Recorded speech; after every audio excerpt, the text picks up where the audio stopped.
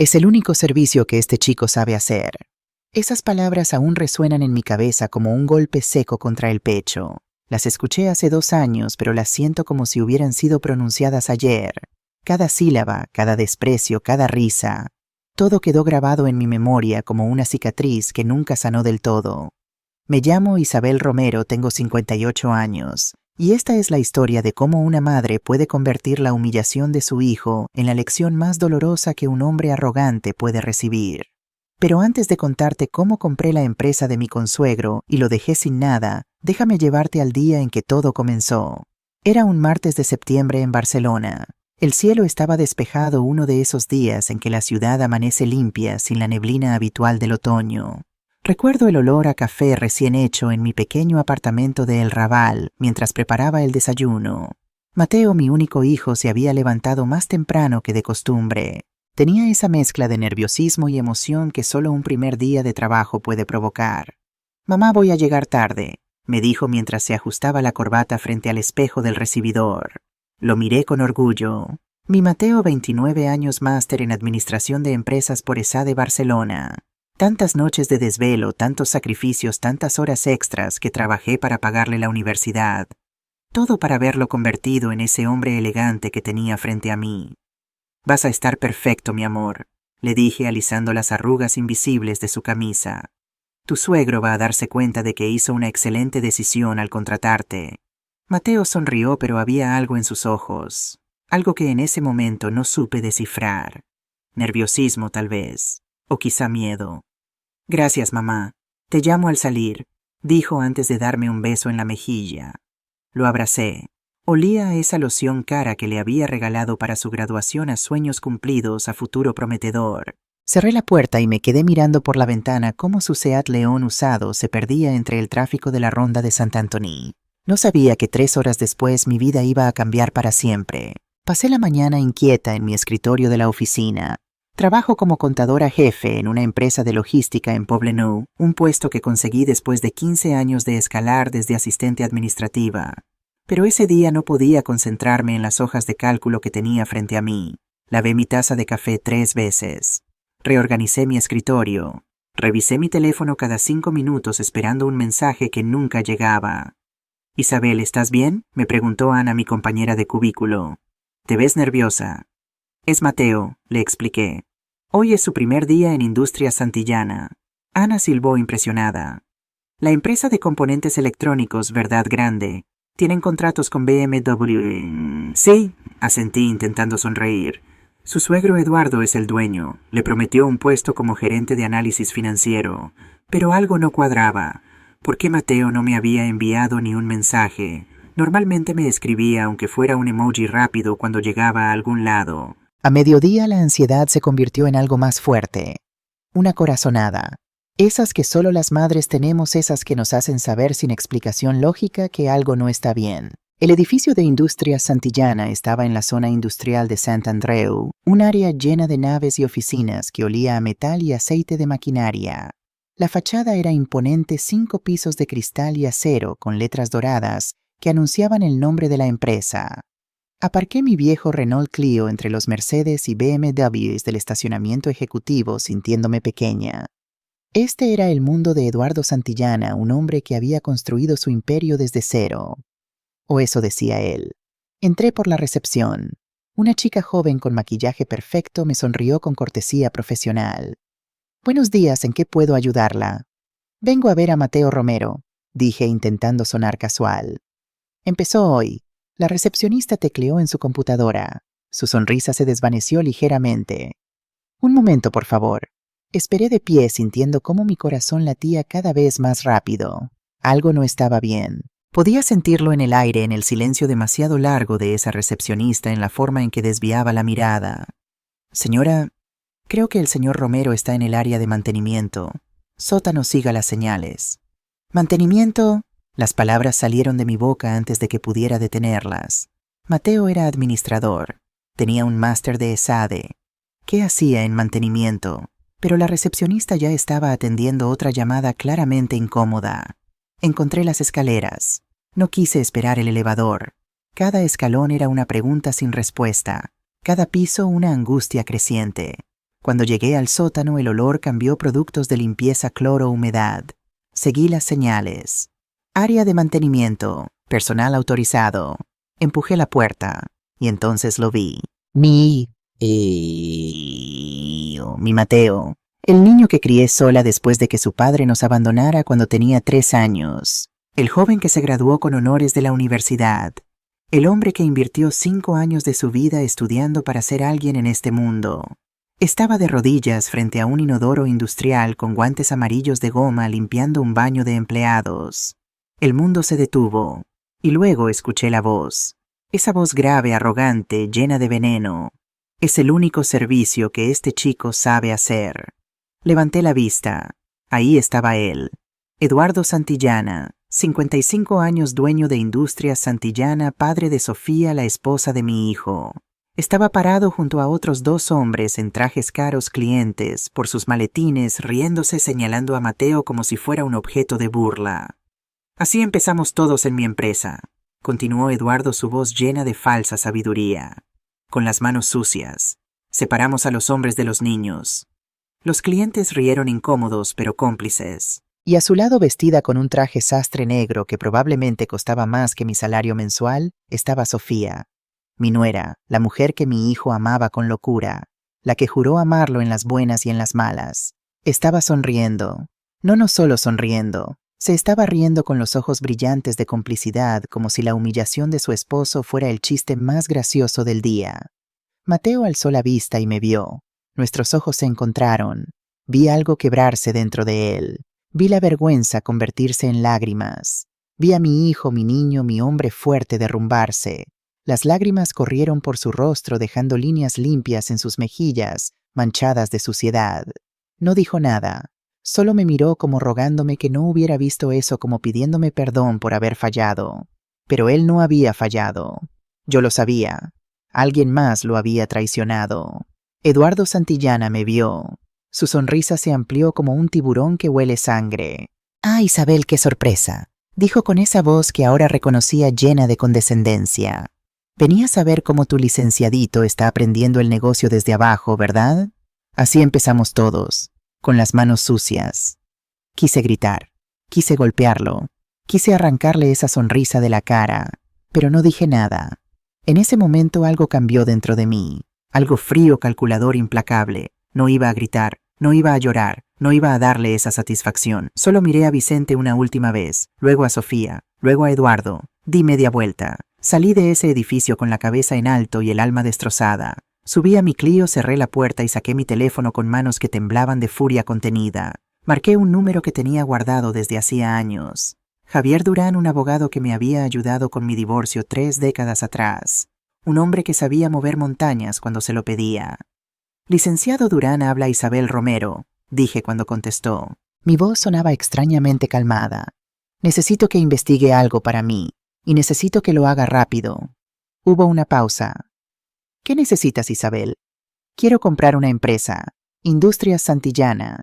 Quiero saber todo, deudas, activos, debilidades, todo. Y quiero que nadie sepa que soy yo quien pregunta». Otra pausa más larga esta vez. «¿Cuánto tiempo tengo, Isabel?» 2 semanas, licenciado, máximo. Perfecto, haré algunas llamadas.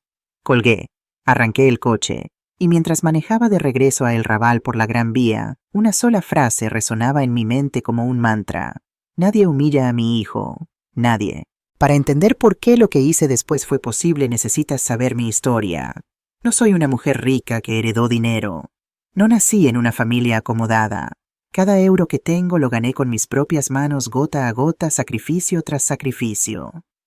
Mateo nació un 23 de abril hace 29 años. Llovía esa madrugada en el Hospital del Mar. Recuerdo el sonido de las gotas contra la ventana mientras lo sostenía por primera vez. Era tan pequeño, tan frágil, tan perfecto. Su padre Ernesto estuvo ahí los primeros 3 años. Después simplemente se fue. Una mañana me desperté y encontré una nota sobre la mesa de la cocina de nuestro pequeño apartamento en Sands. No puedo más con esta responsabilidad. Perdóname. Eso fue todo. Ni una explicación, ni una despedida para su hijo. Solo una nota y el silencio que dejó al cerrar la puerta. Tenía 28 años sin título universitario, sin familia, que me apoyara. Mis padres habían muerto en un accidente de coche cuando tenía 22, con un niño de 3 años que me miraba con esos ojos enormes preguntándome dónde estaba papá. Papá tuvo que irse muy lejos, mi amor, le dije abrazándolo mientras lloraba en silencio. Pero mamá siempre va a estar aquí, siempre. Y cumplí esa promesa. Los primeros años fueron los más duros. Trabajé en todo lo que pude. Primero como mesera en un restaurante de las Ramblas, donde los turistas dejaban propinas generosas y sonreías aunque te dolieran los pies. Después conseguí un trabajo mejor como cajera en un supermercado Mercadona. Pero yo quería más. No para mí podía vivir con poco, sino para Mateo. Así que estudié contabilidad por las noches en una academia pública, mientras mi vecina del cuarto piso, la señora Montserrat, cuidaba a Mateo por unos euros que apenas podía pagarle. Terminé el curso de auxiliar contable en 2 años y conseguí mi primer trabajo de oficina en una pequeña empresa de importaciones. Vivíamos en un apartamento de 45 metros cuadrados en el Raval, en un edificio viejo donde se escuchaban todos los ruidos de los vecinos. 2 habitaciones, un baño, una cocina donde apenas cabíamos los dos. Pero era nuestro hogar y lo llenamos de amor. Recuerdo las tardes haciendo la tarea con Mateo en la mesa del comedor, que también era la mesa de la cocina. Mateo era brillante, sacaba sobresalientes en todo. Los maestros siempre me decían lo mismo. Su hijo tiene un futuro prometedor, señora Romero. Es inteligente, responsable, dedicado. Y yo lo sabía. Veía en sus ojos esa chispa, esa hambre por aprender, esa determinación. La respuesta es simple: inteligencia, paciencia y un poco de suerte. En 2008, cuando la crisis financiera golpeó España, todo el mundo estaba vendiendo. Las acciones de empresas se desplomaron. La gente entraba en pánico. Pero yo había aprendido algo trabajando en importaciones: cuando todos venden por miedo, es momento de comprar. Tenía 10.000 euros ahorrados, cada centavo que había podido guardar en 10 años de trabajo. Era mi fondo de emergencia, mi colchón de seguridad. Pero tomé una decisión. Invertí 8.000 euros en acciones de una pequeña startup tecnológica catalana llamada Innotech Solutions. Hacían software para logística. Nadie les prestaba atención. Sus acciones costaban 2 euros cada una. Todo el mundo me dijo que estaba loca, que iba a perder todo, que una mujer como yo no entendía de inversiones. Pero yo había investigado. Leía todo lo que podía sobre finanzas. Sabía que esa empresa tenía contratos sólidos, un equipo talentoso, y estaba infravalorada por el pánico. 10 años después, en 2018, Innotech fue comprada por una multinacional alemana. Mis acciones, que compré a 2 euros, se vendieron a 85 euros cada una. Hice los cálculos, convertí 8.000 euros en 340.000 euros. Pero no me detuve ahí. Reinvertí ese dinero en bienes raíces cuando los precios estaban en el suelo. Compré 2 apartamentos pequeños en l'Hospitalet, los renové yo misma los fines de semana aprendiendo de videos de YouTube y los renté. Para 2015 esos apartamentos valían el triple de lo que pagué. Y en 2019, cuando Mateo ya estaba en la universidad, abrí una pequeña librería de libros usados en el barrio gótico. Se llamaba El Refugio de Isabel. Era mi sueño, un lugar donde la gente podía venir a tomar café, leer, escapar del mundo. No ganaba mucho dinero, pero era rentable. Y más importante, era mío. Cuando llegó el COVID en 2020, las librerías pequeñas sufrieron. Pero yo había visto venir la tormenta. Vendí El Refugio a principios de marzo de 2020, justo antes del confinamiento, a un comprador que quería convertirlo en café. Me pagó 180.000 euros por el local y el inventario. Sumando todas las inversiones, los apartamentos rentados, la venta de la librería y mis ahorros de 25 años trabajando como contadora, para septiembre de 2023, tenía exactamente 230.000 euros. Nunca se lo dije a nadie, ni siquiera a Mateo. Seguí viviendo en mi mismo apartamento de El Raval. Seguí conduciendo mi Renault Clio del 2008. Seguí comprando ropa en rebajas de Zara. ¿Por qué? Porque ese dinero no era para vivir lujosamente. Era para mi retiro, para los estudios de mis futuros nietos, para emergencias. Nunca imaginé que la emergencia sería comprar la empresa de mi consuegro para destruir al hombre que humilló a mi hijo. Pero volvamos a Mateo. Cuando terminó el bachillerato, llegó el momento de la decisión más importante de su vida.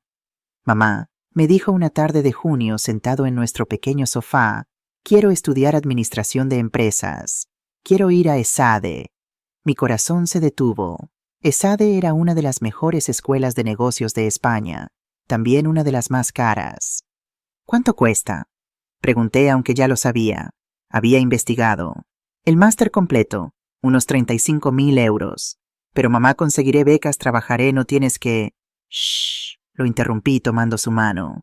Dime por qué ESADE. Porque quiero ser alguien, dijo, sus ojos brillando con determinación. Quiero que algún día te puedas retirar y no tengas que trabajar más. Quiero darte todo lo que tú me diste. Esa noche lloré. Lloré de orgullo. Lloré de miedo también porque sabía lo que significaba ese compromiso financiero. Mateo obtuvo una beca del 50%. Yo pagué el otro 50%, 17.500 euros en total distribuidos en 2 años. Usé parte de las ganancias de mis apartamentos y trabajé horas extra cada fin de semana. Dormía 4 horas diarias, a veces menos. Pero lo logré. Mateo entró a ESADE en 2017 y desde el primer semestre destacó. Venía a casa los viernes por la noche y yo le preparaba su comida favorita, arroz caldoso con mariscos, la receta de mi madre. Nos sentábamos en la sala y me contaba todo. Sus clases, sus proyectos, sus sueños. Algún día voy a tener mi propia empresa, mamá, me decía, sus ojos llenos de ambición joven. Y tú vas a ser la primera accionista, te lo prometo. Lo único que quiero es verte feliz, mi amor, le respondía. Y que seas un hombre de bien. El dinero viene y va, pero la dignidad, esa nunca se pierde. Nunca imaginé que años después esa conversación resonaría en mi cabeza con tanto dolor. Mateo se graduó en 2019 con honores. Yo estaba en primera fila en la ceremonia en el auditorio de ESADE, llevando mi mejor vestido, el azul marino que me había comprado especialmente para esa ocasión en Mango. Lloré cuando escuché su nombre. Lloré cuando lo vi subir al estrado. Lloré cuando recibió su título. Ese pedazo de papel enmarcado significaba todo. Cada desvelada, cada sacrificio, cada euro que dejé de gastar en mí para invertir en él. Lo abracé después de la ceremonia, rodeados de familias felices y graduados celebrando. Lo lograste, mi niño, le susurré. Eres un profesional, un máster de ESADE. Lo logramos, mamá, me corrigió, sus ojos húmedos.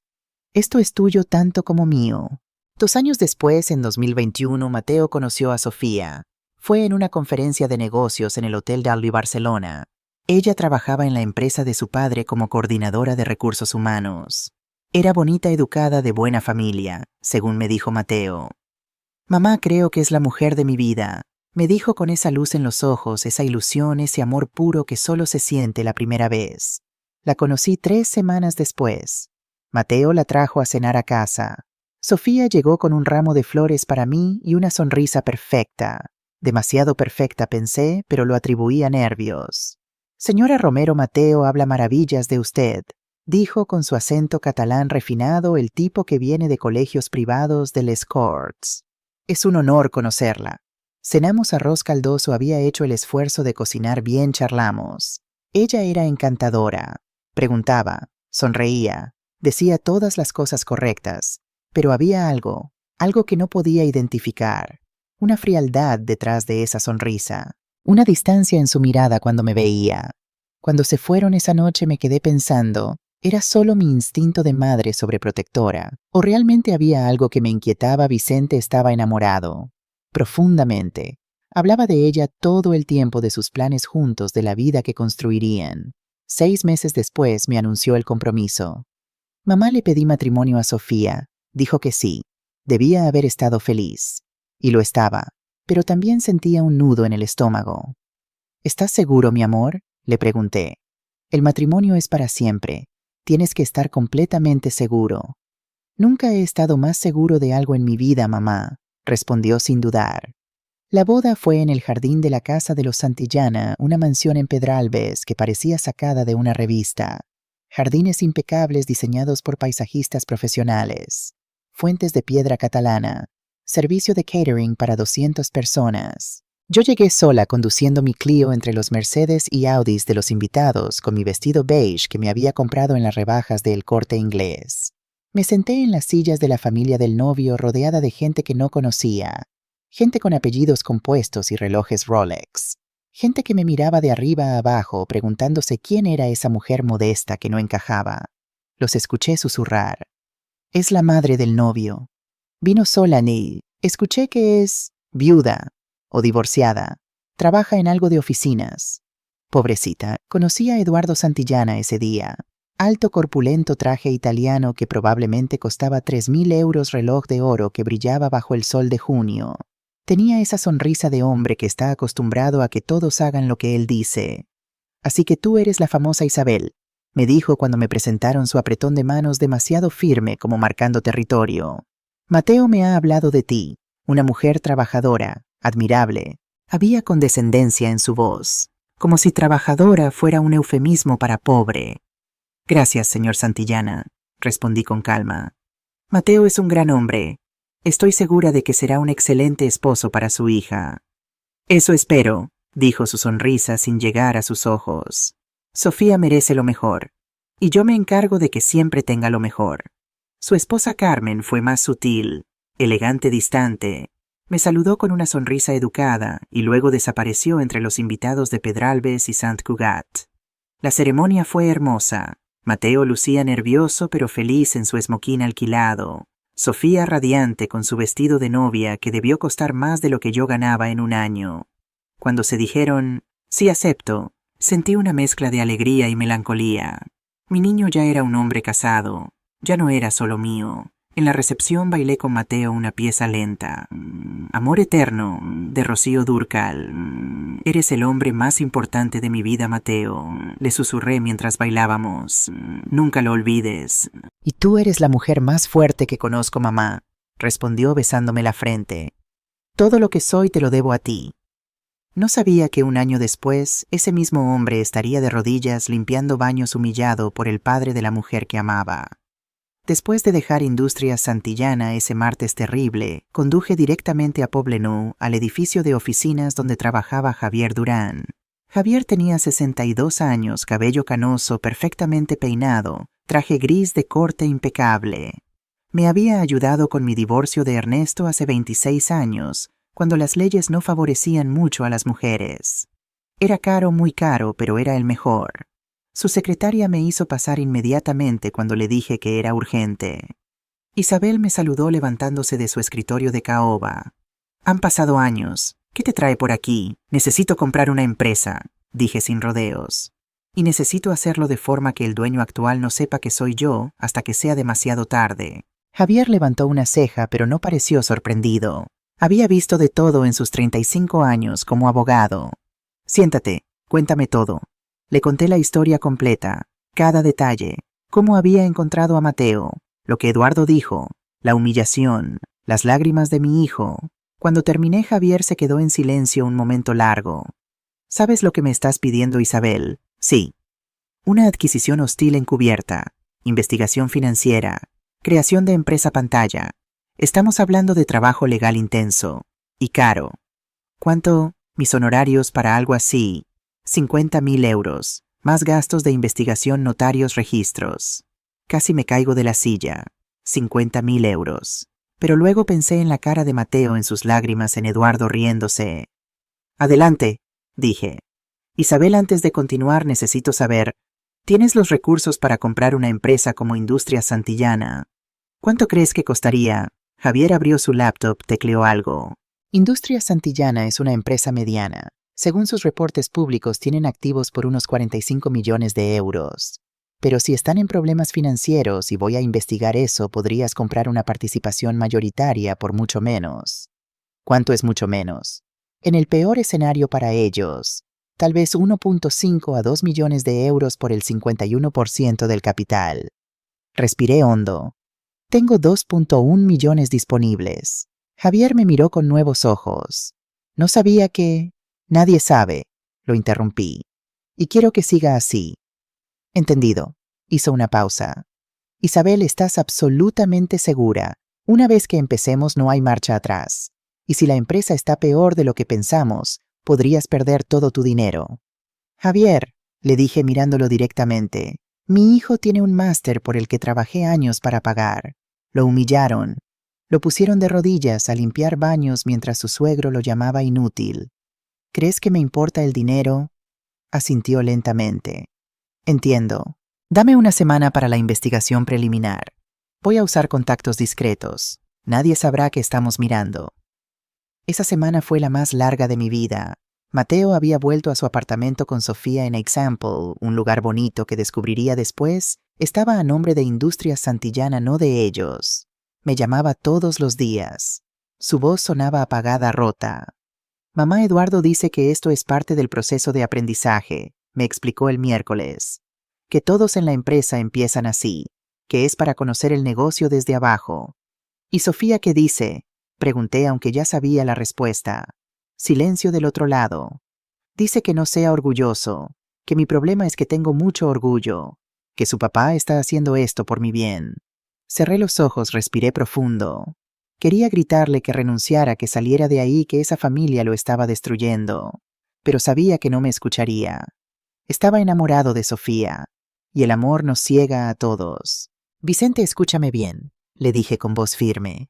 Tú estudiaste 5 años para ser administrador, no para limpiar baños. Y no hay nada de malo en limpiar baños si ese es tu trabajo honesto, pero no es el tuyo. Tú tienes un máster, tienes capacidad, tienes talento. Lo sé, mamá, pero no quiero causar problemas. Sofía dice que si renuncio su papá se va a ofender, que va a pensar que soy un malagradecido. ¿Y qué hay de tu dignidad, Mateo? ¿Qué hay de tu respeto propio? Otro silencio. Dale un poco más de tiempo, mamá. Por favor, solo un poco más de tiempo. Esa era exactamente la respuesta que Eduardo quería. Sabía cómo manipular, cómo quebrar psicológicamente a las personas hasta que aceptaran cualquier cosa. Pero yo también sabía esperar y planear. El viernes siguiente, Javier me llamó a las 9 de la mañana. Isabel, tengo el informe preliminar. ¿Puedes venir a la oficina? ¿Es malo? Depende de tu perspectiva. Para Eduardo Santillana es muy malo. Para ti, es una oportunidad de oro. Llegué a su oficina en 30 minutos manejando como loca por la ronda litoral. Javier tenía una carpeta gruesa sobre su escritorio. Esto, dijo poniéndola frente a mí, es la verdadera situación de Industrias Santillana. Abrí la carpeta. Números gráficos, estados financieros. Explícamelo como si tuviera 5 años, pedí. Javier sonrió. Eduardo Santillana se está hundiendo. Me incliné hacia adelante. Hace 3 años, continuó, Eduardo decidió expandir la empresa. Abrió 2 plantas nuevas, una en Valencia, otra en Zaragoza. Invirtió 14 millones de euros, dinero que no tenía. Préstamos. Exacto, préstamos bancarios con intereses del 6.5% anual, muy altos para el mercado actual. ¿Por qué? Porque los bancos vieron el riesgo. Pero Eduardo es arrogante. Pensó que lo sabía todo. Javier pasó a otra página. Las plantas no están generando las ganancias proyectadas. La de Valencia está operando al 35% de su capacidad. La de Zaragoza al 40%. ¿Por qué? Mala administración. Contratos que se cayeron. El contrato con BMW que tanto presumía Eduardo se retrasó por problemas de calidad. SEAT también está considerando cambiar de proveedor. Y para colmo, dijo Javier, su voz bajando como si estuviera contando un secreto delicioso. Eduardo Santillana tiene un estilo de vida muy por encima de sus posibilidades reales. Pensé en la mansión de Pedralbes, los Mercedes, el yate que alguien mencionó en la boda. ¿Qué tan grave es la situación?, pregunté. Javier me miró directo a los ojos. Si no consigue un rescate financiero en los próximos 4 meses, va a tener que declararse en quiebra. Los bancos ya le están presionando. Tiene cuentas por pagar atrasadas por valor de 1.2 millones de euros. Proveedores que amenazan con demandarlo. Empleados con salarios retrasados 2 meses en las plantas nuevas. Pero por fuera se ve exitoso. Fachada, Isabel. Pura fachada. Es lo que hacen hombres como Eduardo Santillana. Mantienen las apariencias mientras todo se desmorona por dentro. Javier sacó otro documento. La casa de Pedralbes está hipotecada. Debe 3 millones de euros al banco. Los Mercedes están en leasing corporativo. El yate ni siquiera es suyo, lo renta en verano para impresionar a clientes. Incluso el apartamento donde viven Mateo y Sofía, continuó, está a nombre de la empresa. Si la empresa quiebra, pierden el apartamento. Me recosté en la silla procesando toda esta información. Y nadie sabe esto, murmuré.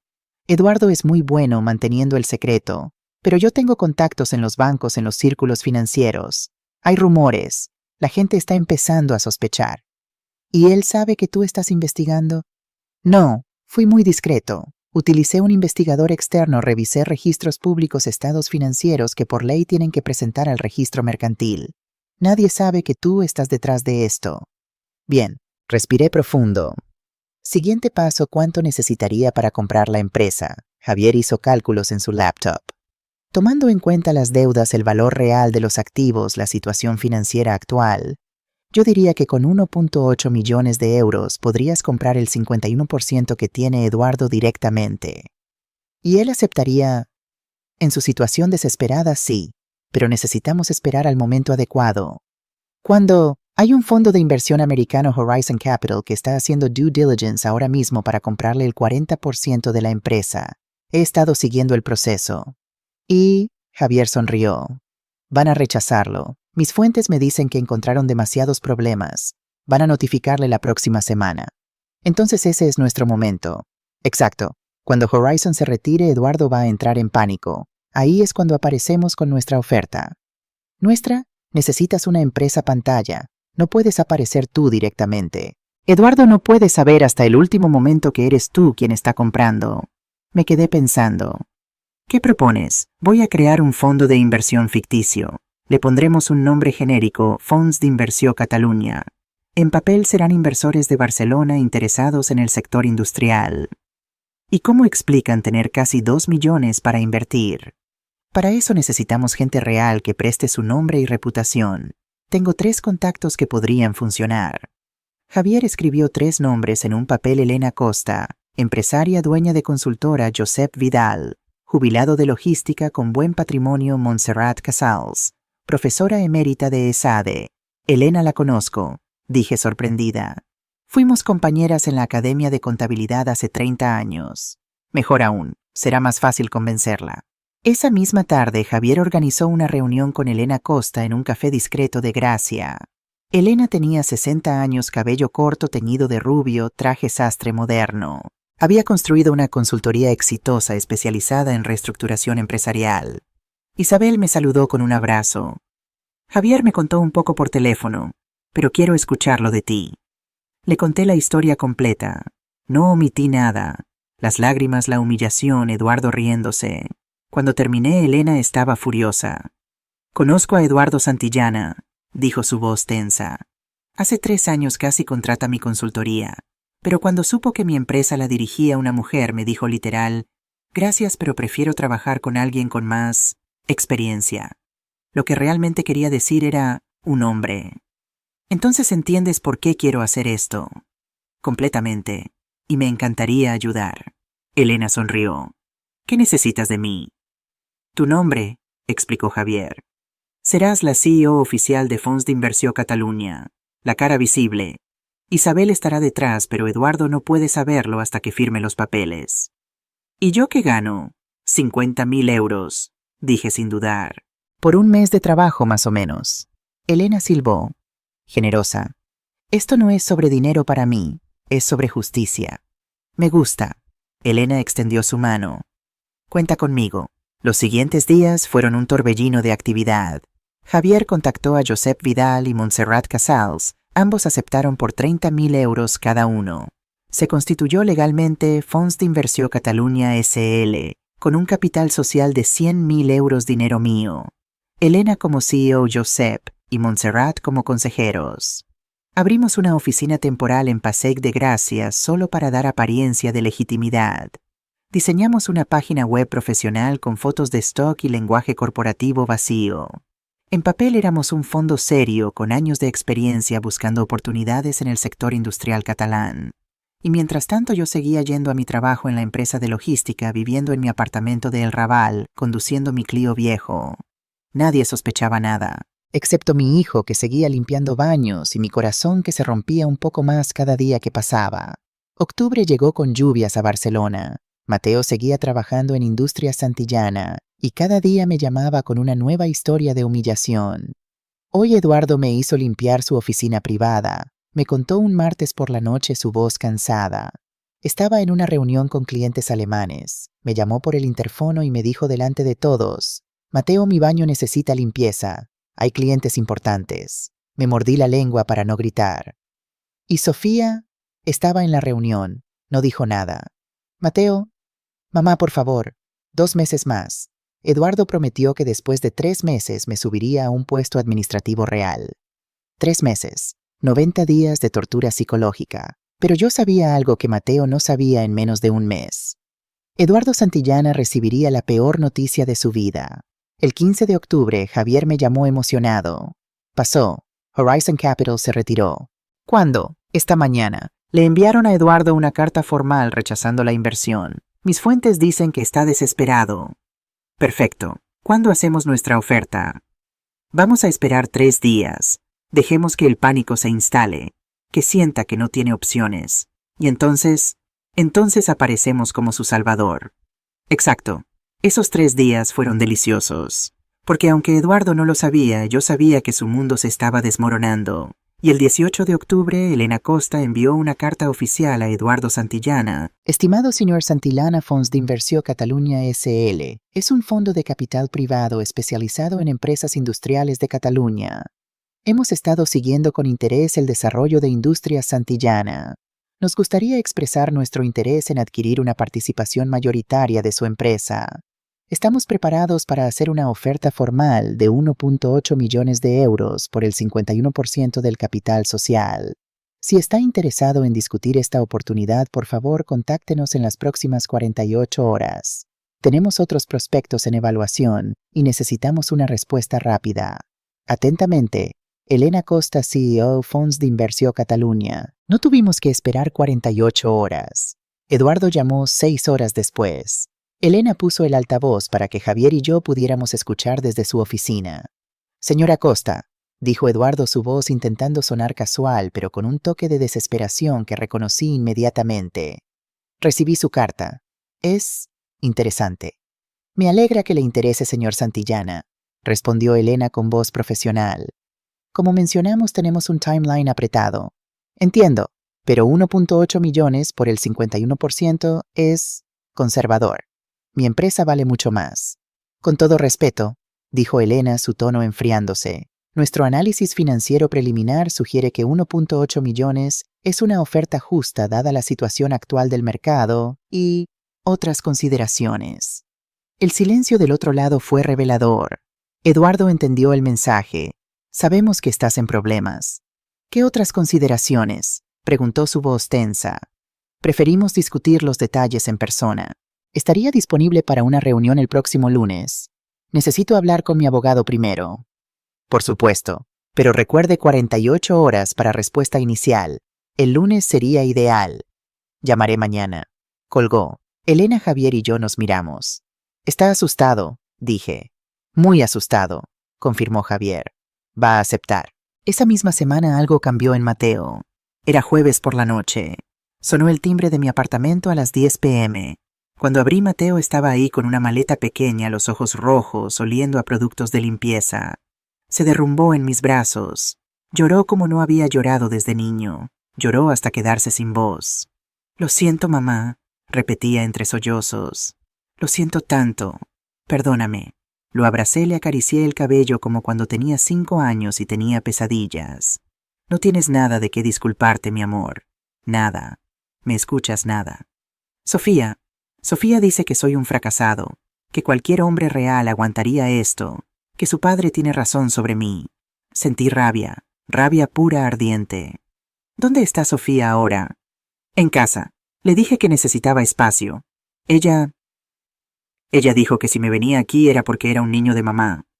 Mateo, mírame. Levantó la vista a sus ojos hinchados. Tú no eres un fracasado. Eres un hombre con un máster de ESADE. Eres talentoso, inteligente, trabajador. Y si Sofía no puede ver eso, entonces ella es la que tiene el problema. Pero la amo, mamá.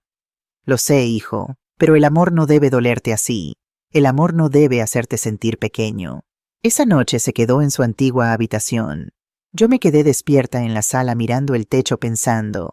Pensé en cada sacrificio que hice, en cada peso que gasté en su educación. En cada promesa que le hice de que si trabajaba duro, si estudiaba, si era un hombre de bien, el mundo le abriría las puertas. Y el mundo le había escupido en la cara. Pero yo no iba a permitirlo. Tomé mi teléfono, marqué a Javier. Acelera todo, le dije cuando contestó aunque eran las 2 a.m. Quiero esa empresa lo antes posible. Isabel, son las... Lo sé qué hora es, ¿puedes hacerlo o no? Hubo una pausa. Puedo. La reunión con Eduardo es el lunes. Si todo sale bien, podríamos cerrar en 3 semanas. Hazlo. El lunes 23 de octubre amaneció gris en Barcelona. Llovía suavemente, esas lluvias de otoño que mojan sin hacer ruido. La reunión estaba programada para las 10 a.m. en el Hotel Arts, en una sala privada que Javier había reservado. Neutro, profesional, no en territorio de Eduardo. Yo no iba a estar presente. Era demasiado arriesgado. Pero Javier instaló un micrófono discreto en la sala y yo escucharía todo desde una habitación del hotel 2 pisos arriba con audífonos.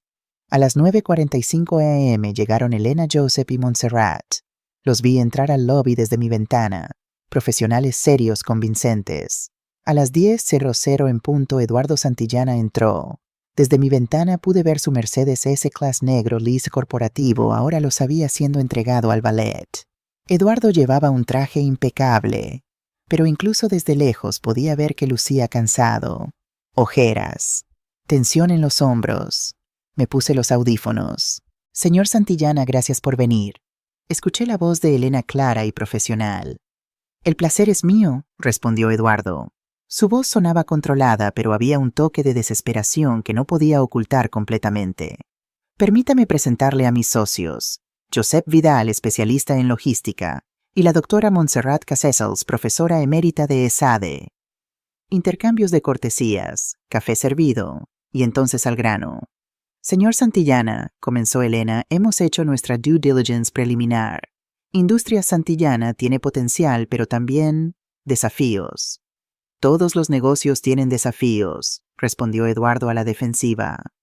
Por supuesto, dijo Josep con voz calmada, pero algunos desafíos son más significativos que otros.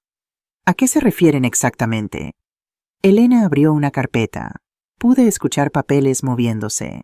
Las plantas de Valencia y Zaragoza están operando muy por debajo de capacidad. Hay retrasos en contratos importantes con BMW y SEAT. Y según registros públicos tiene deudas bancarias por 15 millones de euros con tasas de interés que francamente son altas. Silencio. Eduardo sabía que lo habían investigado a fondo.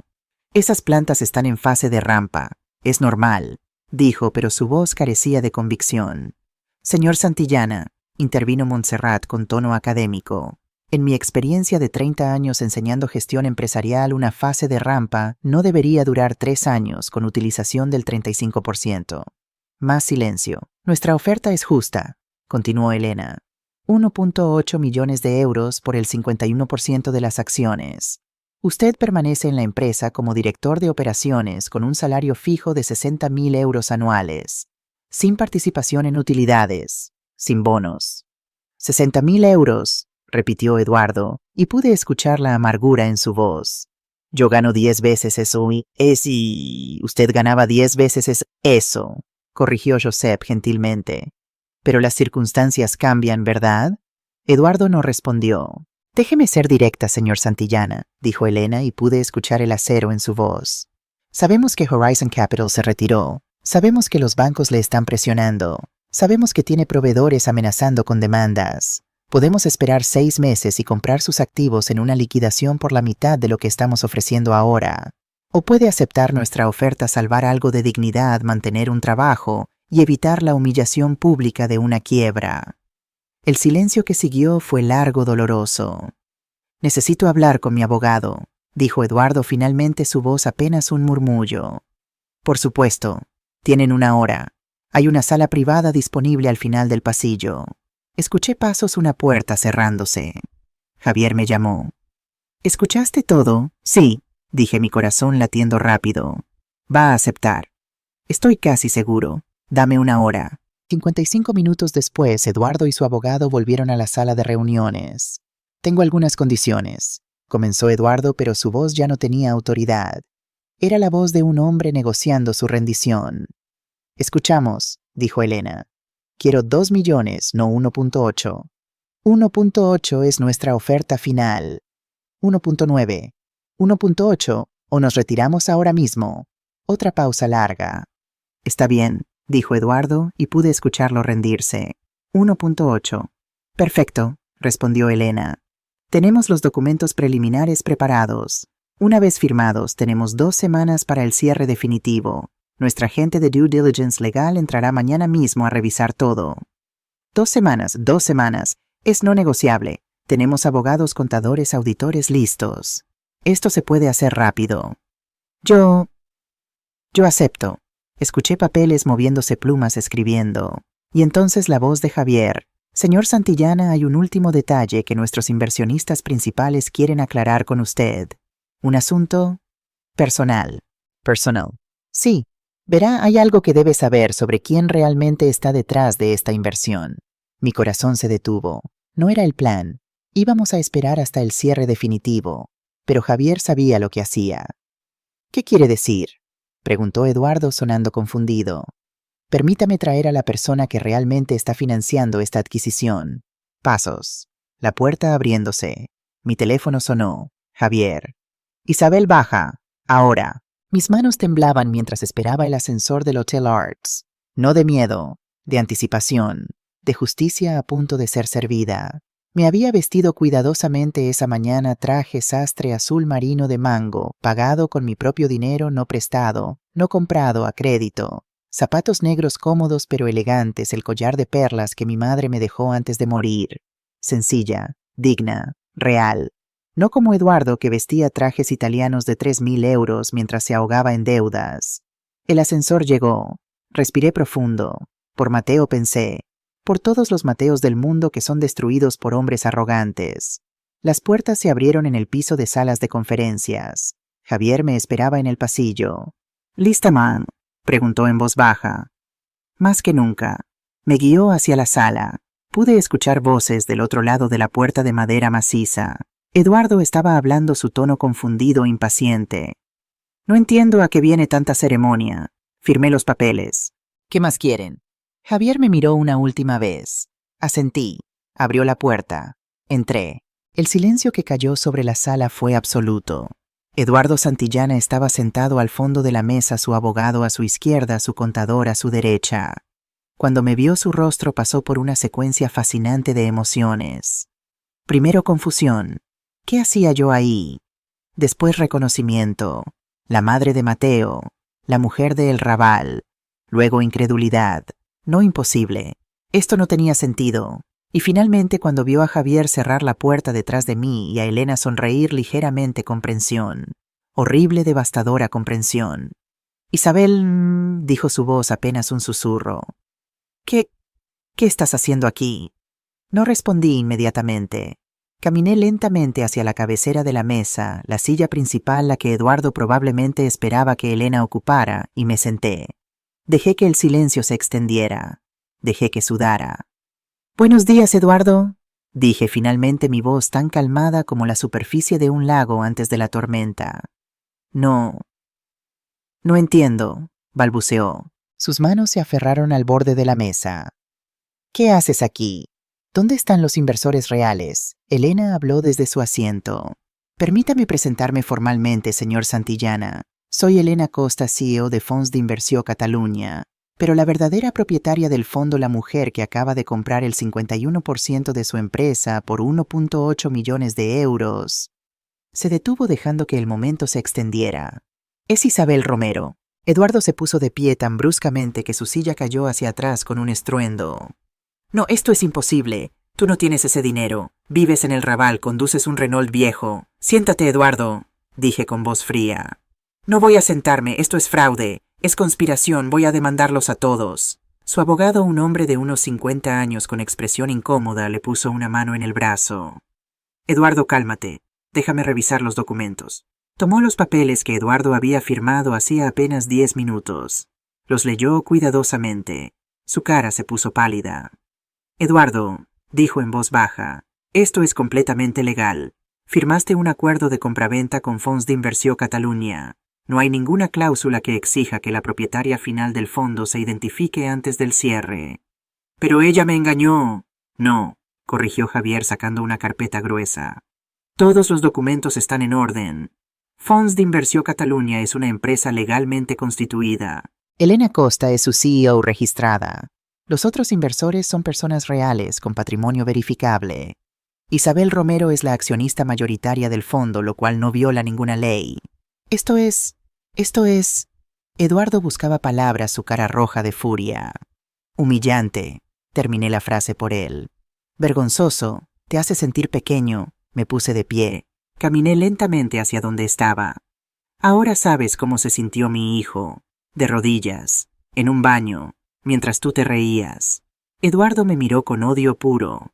Yo estaba enseñándole, probándolo. Cualquier hombre real habría aguantado. No, dije, mi voz subiendo por primera vez. No estabas enseñándole nada, estabas destruyéndolo, por tu propia diversión cruel, porque te hacía sentir poderoso. Mateo es débil, no merece a mi hija. Débil, me reí sin humor. Mateo tiene un máster de ESADE con honores. Mateo trabajó desde los 16 años mientras estudiaba. Mateo es más hombre en su dedo meñique que tú en todo tu cuerpo inflado de arrogancia. Tú no sabes nada de negocios. Vas a hundir mi empresa en 6 meses. Tu empresa, repetí. Detengámonos ahí un segundo, Eduardo. Ya no es tu empresa. Es mi empresa. Tú ahora trabajas para mí. Lo dejé asimilar eso. Y sobre hundirla en 6 meses. Querido Eduardo, tú ya la hundiste. Tienes 15 millones de euros en deudas. Contratos perdidos. Proveedores demandándote. Empleados con salarios atrasados. Yo no voy a hundirla. Voy a salvarla. De ti. Eduardo se dejó caer en su silla, cubrió su cara con las manos. Su abogado y su contador intercambiaron miradas incómodas. ¿Cómo? Murmuró Eduardo. ¿Cómo tienes ese dinero? Me senté de nuevo en la cabecera de la mesa. Porque a diferencia de ti, Eduardo, yo no gasto dinero que no tengo. No conduzco Mercedes de lease. No vivo en mansiones hipotecadas. No rento yates para impresionar a clientes. Saqué mi propio documento 1 que Javier había preparado. Compré acciones cuando todo el mundo vendía por pánico en 2008. Invertí en bienes raíces cuando estaban baratos. Abrí un negocio y lo vendí en el momento perfecto. Trabajé cada día de mi vida desde los 28 años ahorrando, construyendo, planeando. Deslicé el documento hacia él. Este es mi estado financiero certificado. Como verás, los 1.8 millones que acabo de pagar por tu empresa representan aproximadamente el 85% de mi patrimonio total. Es casi todo lo que tengo.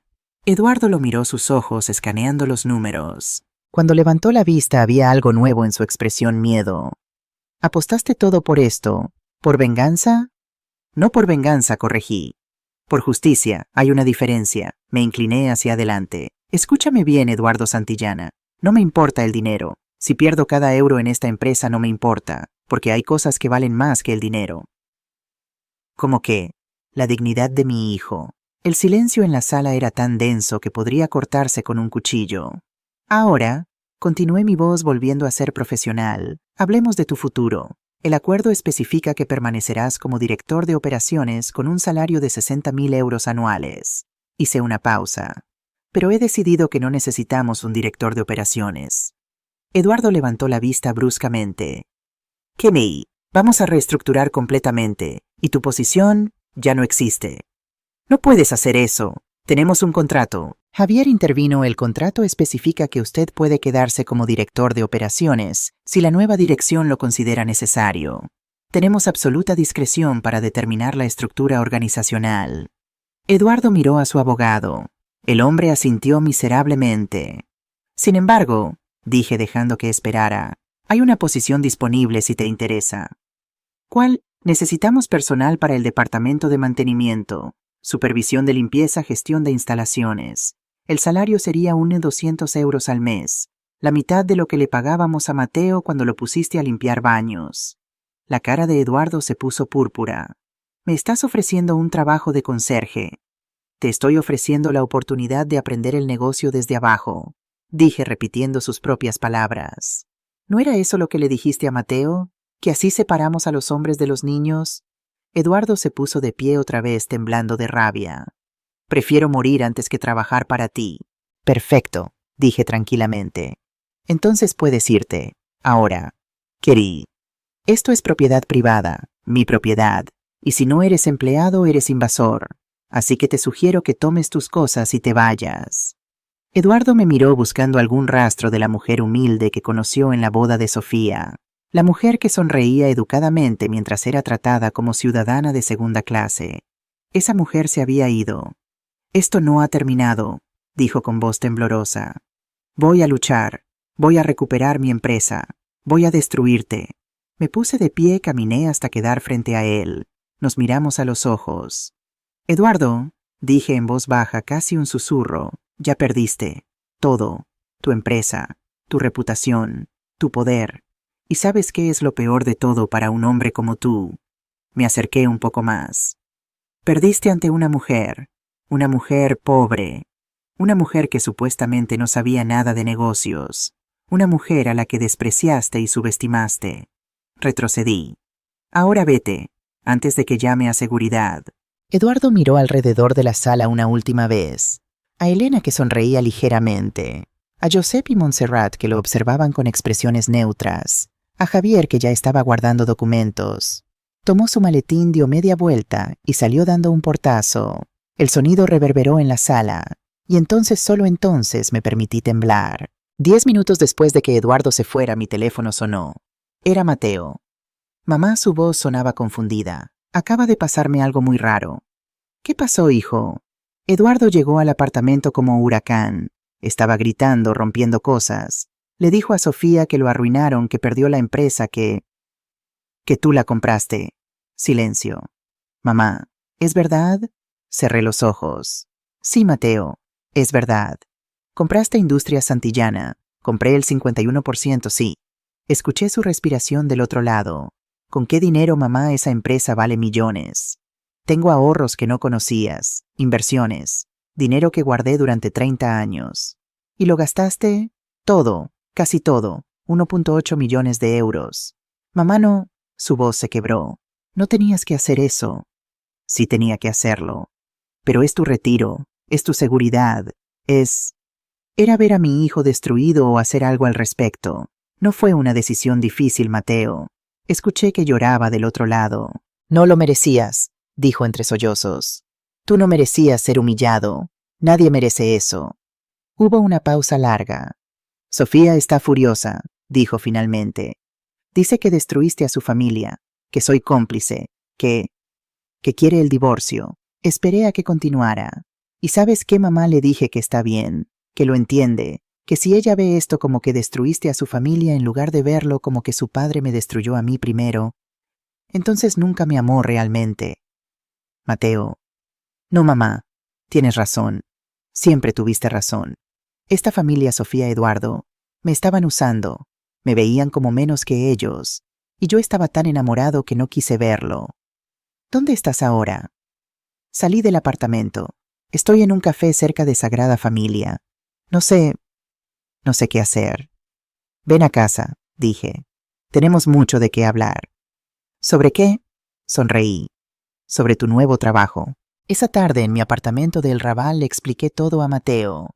Le conté sobre la investigación, sobre Javier, Elena y el plan, sobre cómo había construido mi fortuna durante décadas, sobre cada paso del proceso. Cuando terminé se quedó en silencio largo rato.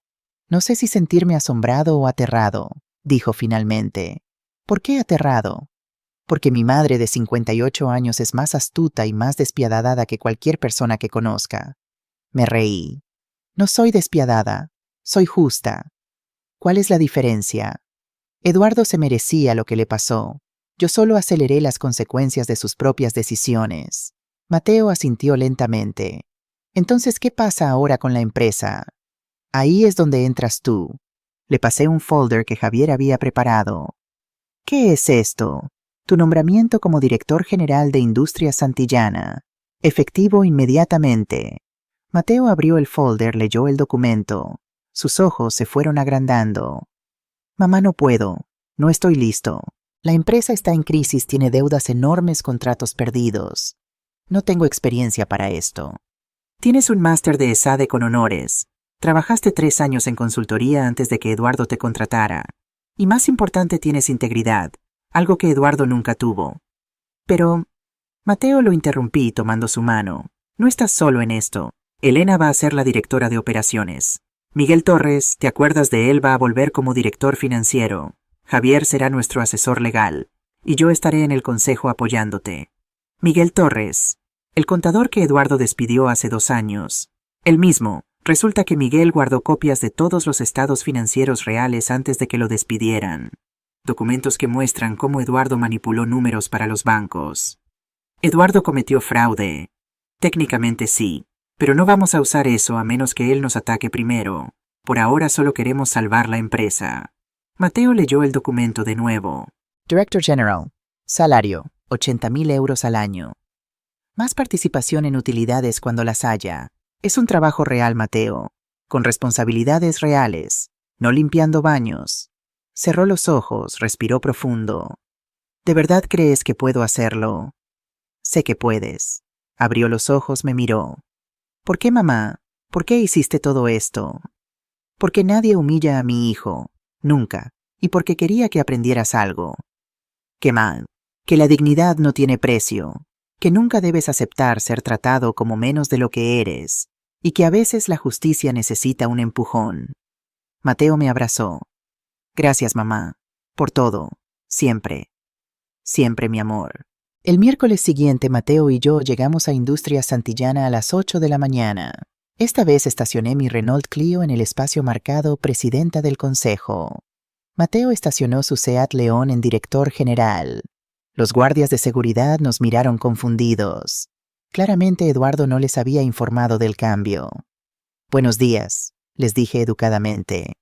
Soy Isabel Romero, nueva propietaria. Este es Mateo Romero, el nuevo director general. Les mostré los documentos legales que Javier había preparado.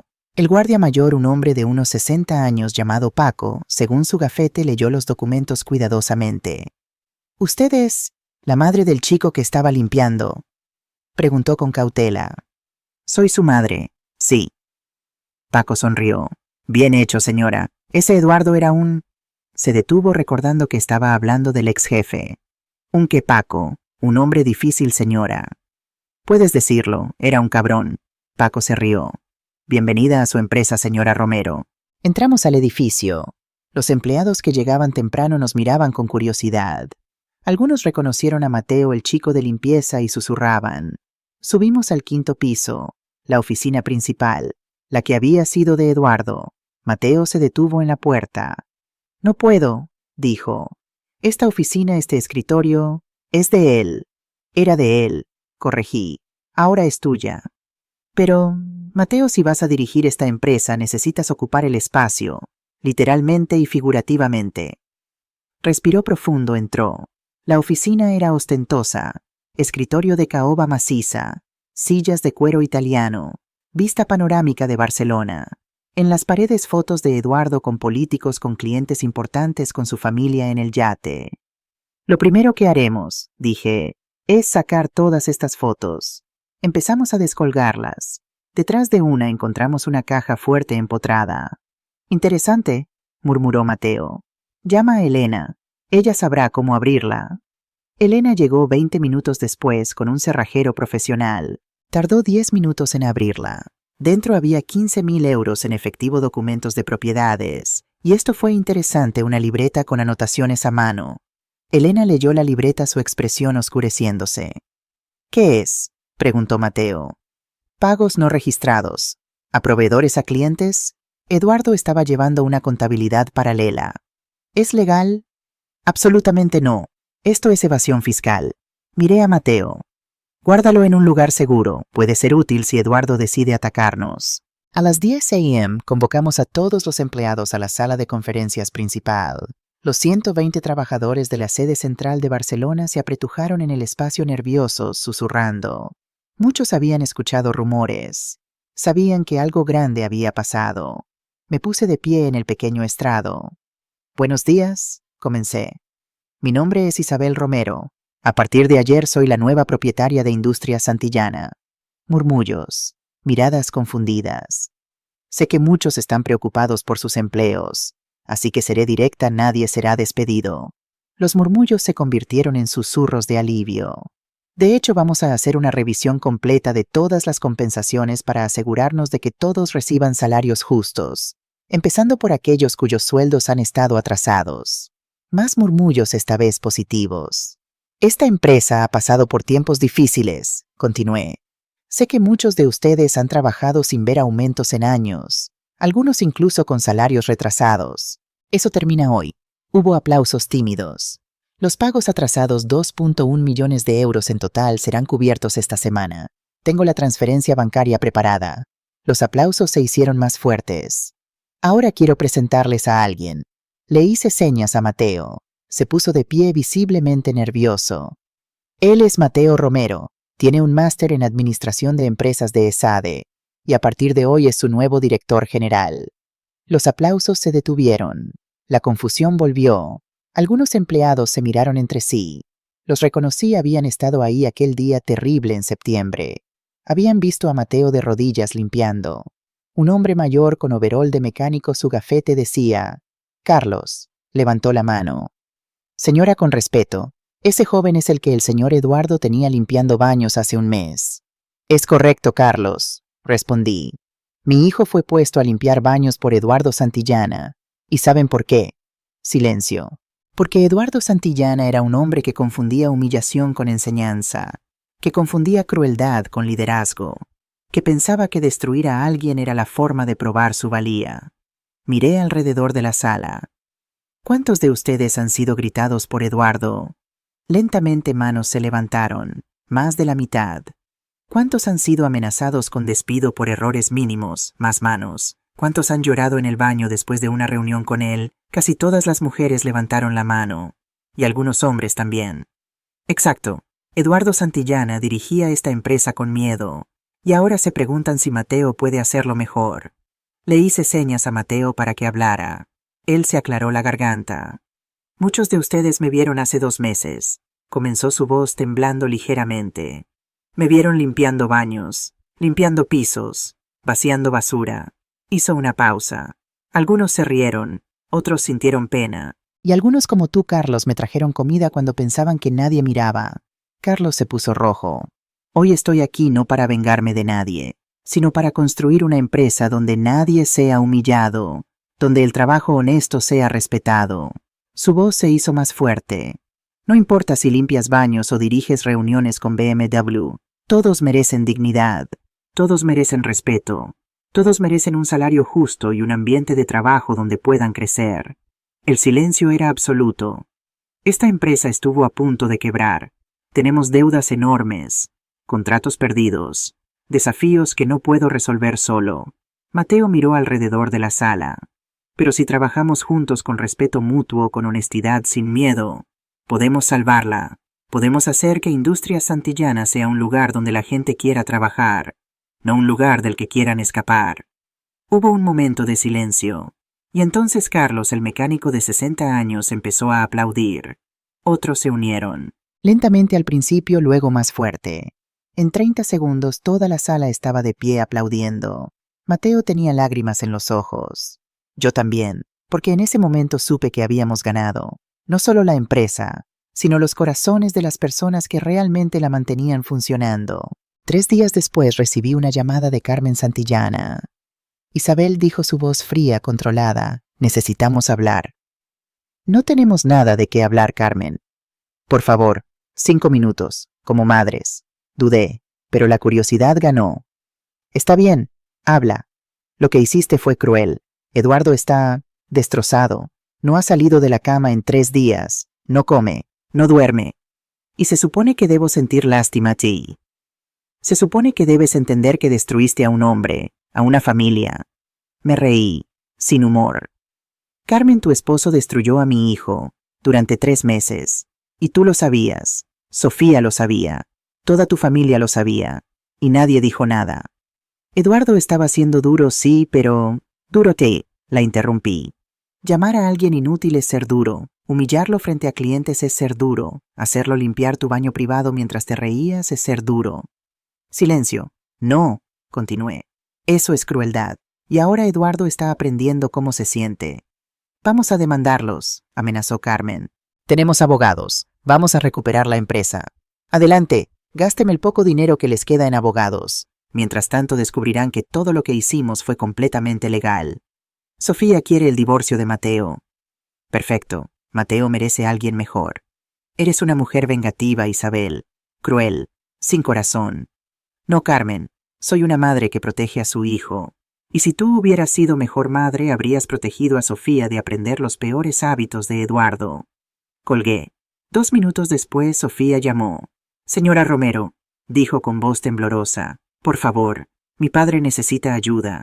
Está hablando de hacerse daño. Mi corazón se detuvo. ¿Qué quieres decir? Está deprimido. Muy deprimido. No sé qué hacer. A pesar de todo, no quería que Eduardo se lastimara. Quería justicia, no tragedia. Sofía, llévalo con un psicólogo. Hoy. Si es necesario, lo internan. Pero eso no es mi responsabilidad. Usted lo hizo así, acusó. No. Eduardo se hizo así con sus propias decisiones. Yo solo aceleré las consecuencias. ¿Y Mateo? Él está bien con todo esto. Mateo está libre, finalmente. De tu familia, de tu padre, de ti. Yo lo amaba, dijo llorando ahora. No, Sofía. Amabas la idea de él, el esposo obediente, el yerno sumiso que tu padre podía controlar, pero nunca amaste al Mateo real. Colgué de nuevo. El lunes siguiente Miguel Torres vino a la oficina. Lo recordaba vagamente de la boda de Mateo, había estado entre los invitados de Eduardo antes de que lo despidieran. Ahora tenía 52 años, cabello entrecano, lentes redondos, expresión seria de contador que ha visto demasiadas irregularidades. Señora Romero, me saludó en mi nueva oficina, había tomado una pequeña, no la de Eduardo. Gracias por esta oportunidad. Gracias por aceptar volver. ¿Por qué lo despidió Eduardo? Preguntó Mateo, quien también estaba presente. Miguel sonrió amargamente. Porque descubrí que estaba inflando números para los bancos. Presentaba estados financieros que mostraban utilidades cuando en realidad teníamos pérdidas. Cuando confronté a Eduardo me dio 2 opciones, firmar los estados falsos o ser despedido. ¿Y elegiste ser despedido? Elegí mi integridad. Mateo y yo intercambiamos miradas. Miguel, dije, necesitamos que hagas una auditoría completa, real, honesta. Sin maquillar nada. Necesitamos saber exactamente qué tan grave es la situación. Aunque sea peor de lo que piensan.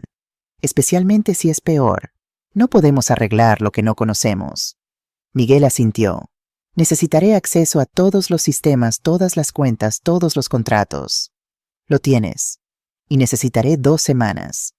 Tienes 1 mes. Hazlo bien. Miguel se fue a trabajar inmediatamente. 4 semanas después, Miguel nos convocó a una reunión, Mateo, Elena, Javier y yo. Tenía ojeras profundas. Claramente no había dormido bien. Es peor de lo que pensaba, comenzó sin preámbulos. Abrió una presentación en su laptop. Deuda real 17.3 millones de euros, no 15 como reportó Eduardo. Había préstamos ocultos con prestamistas privados a tasas del 12%. Dios mío, murmuró Mateo. Contratos BMW y SEAT están listos para cancelar si no mejoramos calidad en 60 días. Eso representa 8 millones de euros en ingresos anuales. ¿Podemos mejorar la calidad?, preguntó Elena. Sí, pero necesitamos invertir en equipos nuevos. Unos 400.000 euros. ¿Qué más?, pregunté. Las plantas de Valencia y Zaragoza están perdiendo 80.000 euros mensuales cada una. Recomiendo cerrar Zaragoza y consolidar en Valencia. ¿Cuántos empleos se pierden? 35 en Zaragoza. Pero podemos reubicar a 20 en Valencia si aceptan mudarse. Mateo cerró los ojos. Odio esto. Es necesario, dijo Elena gentilmente. Si no cortamos las pérdidas, toda la empresa colapsa. Miguel continuó.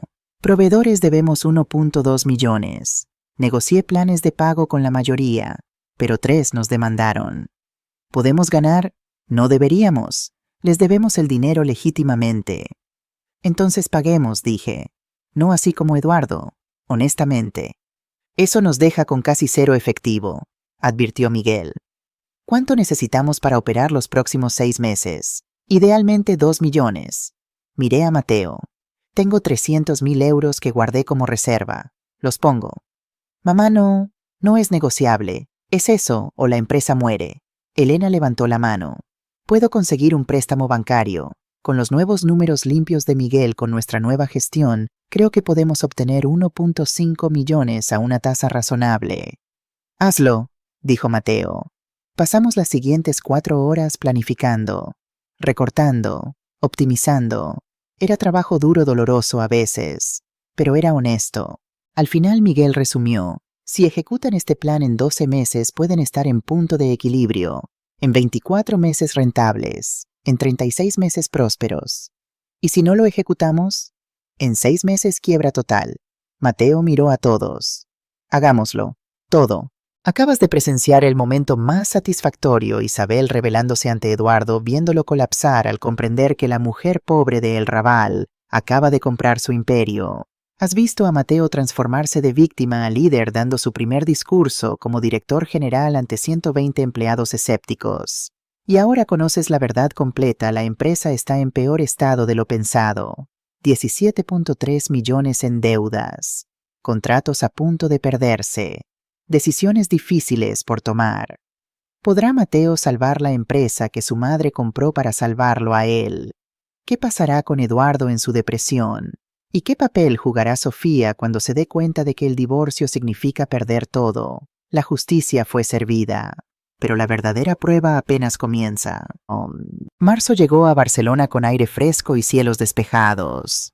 Desde la ventana de mi pequeña oficina en Industrias Santillana, ahora rebautizada como Industrias Romero, podía ver el movimiento constante de la zona industrial de Sant Andreu.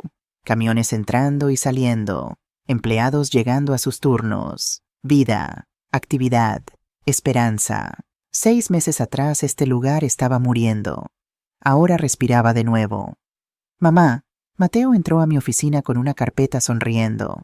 Era la primera vez en meses que lo veía sonreír así, genuinamente. Tienes que ver esto. Abrió la carpeta sobre mi escritorio.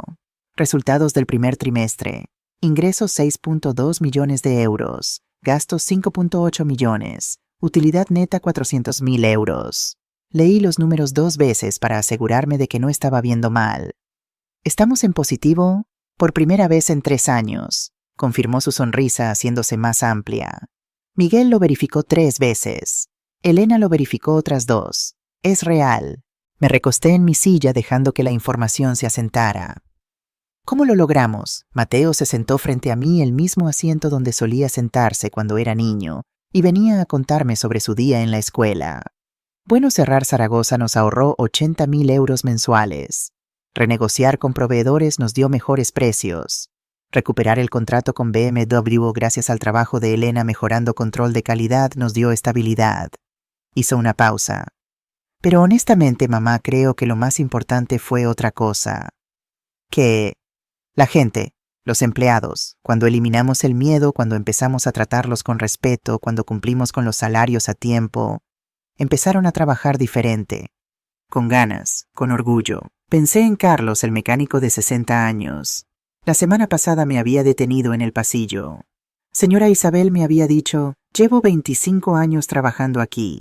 Estos últimos 6 meses han sido los mejores de mi vida laboral. Solo quería que lo supiera. Los números no mienten, continuó Mateo, pero tampoco mienten las caras de las personas. Esta mañana caminando por la planta había gente sonriendo, silbando mientras trabajaban. Eso no tiene precio. No, concordé, pero sí tiene valor. Valor que se refleja en estos números. Mateo cerró la carpeta. Hay algo más. BMW quiere ampliar el contrato. Están tan impresionados con la mejora de calidad que quieren que produzcamos componentes para su nueva línea eléctrica. ¿Cuánto representa otros 3 millones de euros anuales? Si aceptamos, necesitaríamos contratar 30 personas más. ¿Y tú qué opinas? Mateo se quedó pensativo. Hace 6 meses habría dicho que sí inmediatamente. Más ingresos, más crecimiento. Pero ahora pienso diferente. Quiero asegurarme de que podemos mantener la calidad, que no vamos a presionar tanto a nuestra gente que volvemos a los viejos hábitos. Sonreí. Mi hijo había aprendido la lección más importante del liderazgo. El crecimiento sostenible es mejor que el crecimiento rápido. Entonces tómate 2 semanas para analizar. Habla con Elena, con Miguel, con los jefes de planta. Y si todos creen que podemos hacerlo bien, adelante. Eso haré. Se puso de pie, pero antes de salir se detuvo en la puerta. Mamá, gracias. Por todo. Por creer en mí cuando nadie más lo hacía. Por arriesgar todo para darme esta oportunidad. No lo voy a desperdiciar. Nunca pensé que lo harías, hijo. Esa misma semana Mateo firmó los papeles de divorcio con Sofía.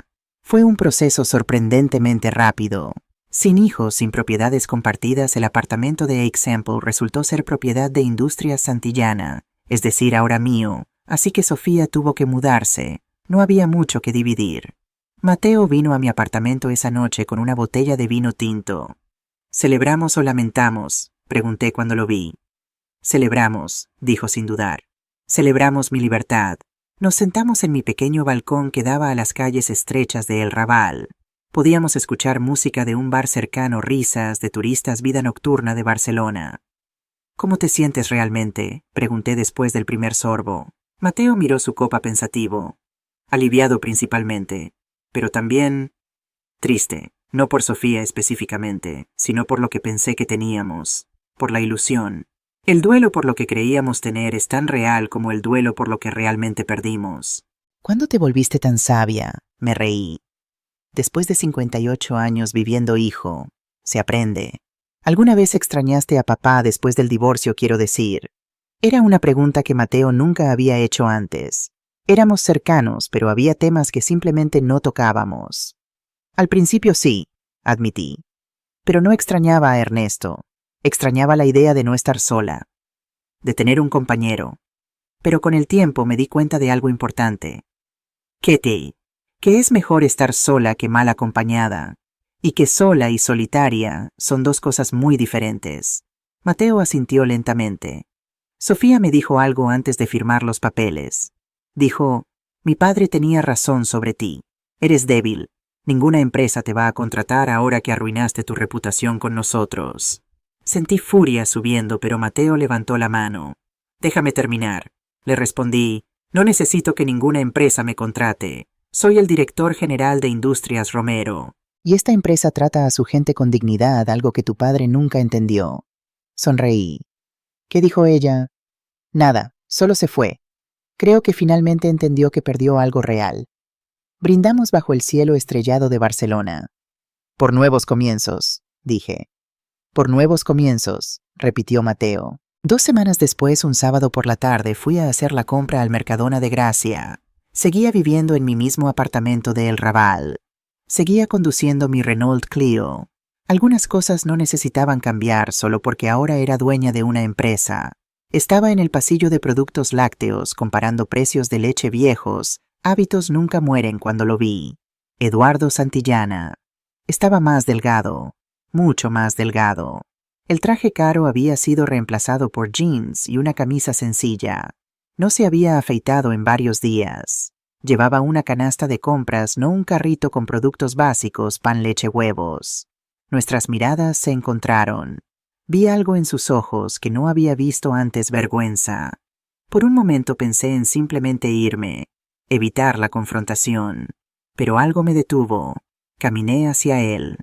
Eduardo, dije simplemente. Isabel, respondió su voz ronca como si no hubiera hablado mucho últimamente. Silencio incómodo. ¿Cómo estás?, pregunté sorprendiéndome a mí misma con la pregunta. Él rió amargamente. ¿Realmente quieres saber? No te habría preguntado si no quisiera saber. Eduardo miró su canasta de compras. Carmen me dejó. Se llevó a Sofía a Sevilla con su hermana. El apartamento de Pedralbes lo ejecutó el banco. Vivo en un estudio de 35 metros cuadrados en Hospitalet. Doy consultorías esporádicas por 1.500 euros al mes cuando tengo suerte. Se detuvo, respiró profundo. Y estoy en terapia, 2 veces por semana. Depresión clínica, dijo el psiquiatra. No sentí la satisfacción que pensé que sentiría, solo tristeza. Lo siento, dije, y para mi sorpresa lo decía en serio. Eduardo me miró confundido. ¿Sientes que tu plan funcionó perfectamente? Siento que tu familia se desintegró. No quería eso. No, entonces, ¿qué querías? Quería justicia para mi hijo. Quería que aprendieras una lección. Pero nunca quise destruir tu vida por completo. Eduardo se recostó contra el estante de yogures. ¿Sabes qué es lo gracioso? Ahora entiendo lo que le hice a Mateo. No entonces. Entonces pensaba que estaba siendo, no sé, formativo, duro pero necesario. Y ahora que sé lo que se siente perderlo todo, sentirte pequeño, humillado, ahora entiendo que fui un monstruo. Había lágrimas en sus ojos. Mi terapeuta me hizo rastrear todo hasta mi padre. ¿Sabías que mi padre quebró hace 30 años? Negué con la cabeza. Un empleado en quien confiaba un hombre que vino de la pobreza lo traicionó. Robó 2 millones de euros. Mi padre se suicidó 2 años después. Me tapé la boca con la mano. Tenía 25 años cuando pasó, y juré que nunca confiaría en alguien de abajo, que siempre probaría a la gente, los haría sufrir para ver si eran dignos de confianza. Eduardo, pero solo me convertí en mi propio monstruo, peor que el hombre que traicionó a mi padre, porque al menos él solo robó dinero. Yo robaba dignidad. Una empleada del supermercado pasó mirándonos con curiosidad. 2 personas llorando en el pasillo de lácteos no era algo común. «¿Mateo está bien?», preguntó Eduardo de repente. «Por favor, dime que está bien». Está prosperando. La empresa tuvo utilidades por primera vez en 3 años. BMW amplió su contrato. Los empleados lo respetan». Eduardo asintió lentamente, una sonrisa triste en sus labios.